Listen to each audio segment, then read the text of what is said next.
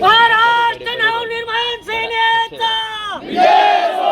महाराष्ट्र नवनिर्माण सेनेचा विजय हो.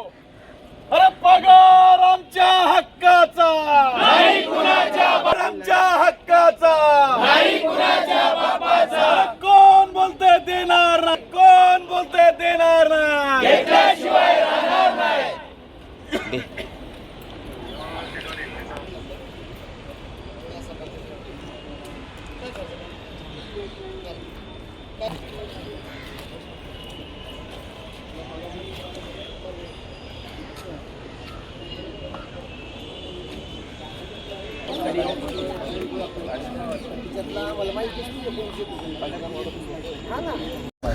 कसे हे जे माझे कर्मचारी आहेत हे गेल्या 3 ते 4 वर्षापासून इथं काम करतात. एकदम नित्य नियमाने सकाळची शिफ्ट करतात, दुपारची शिफ्ट करतात. पण आता ह्या महिन्यामध्ये, मागच्या महिन्यामध्ये ह्या कंत्राटरनी काय केलेलं आहे की यांचे अचानक यांना कुठलीही सूचना न देता प्रत्येकाचा पगार तो कोणा 5,000 कापले, कोणा 7,000 कापले, कोणाचे 8,000 कापले. यांना कुठलीही सूचना दिली नाही. मग त्यांनी आमच्याकडे धाव घेतली. मग त्याच्यानंतर मी पत्रव्यवहार केला पर्यंत दोसे साहेबांना की बाबा यांचे पगार का कापले. 1 आठवडा दिला होता किंवा 1 आठवड्यामध्ये मनसे युनियन कर्मचारी आणि तुमच्या अधिकारी कॉन्ट्रॅक्टर अशी बैठक लावा.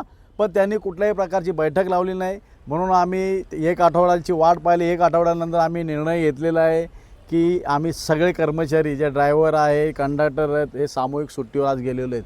पण आजपर्यंत अधिकारी येतात मग स्पष्ट बोला की अधिकाऱ्यांचा अंकुश ह्या कॉन्ट्रॅक्टरकडे राहिलं नाही की कॉन्ट्रॅक्टर फोन उचलत नाही.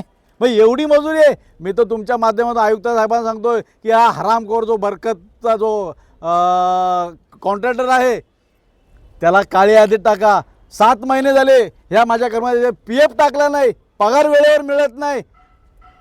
म्हणून मी आपल्याला विनंती करतो की आपणही आयुक्त साहेबांना सांगा की या गोरगरीब जनतेला आला 18 आणि 20 हजारात काय मिळतं. जर मिळालं नाही तर ह्याच्यापेक्षा उग्र आंदोलन करेल आणि ह्या अधिकारी आणि कॉन्ट्रॅक्टरला ह्या बस डेपोमध्ये घुसूसुद्धा देणार नाही.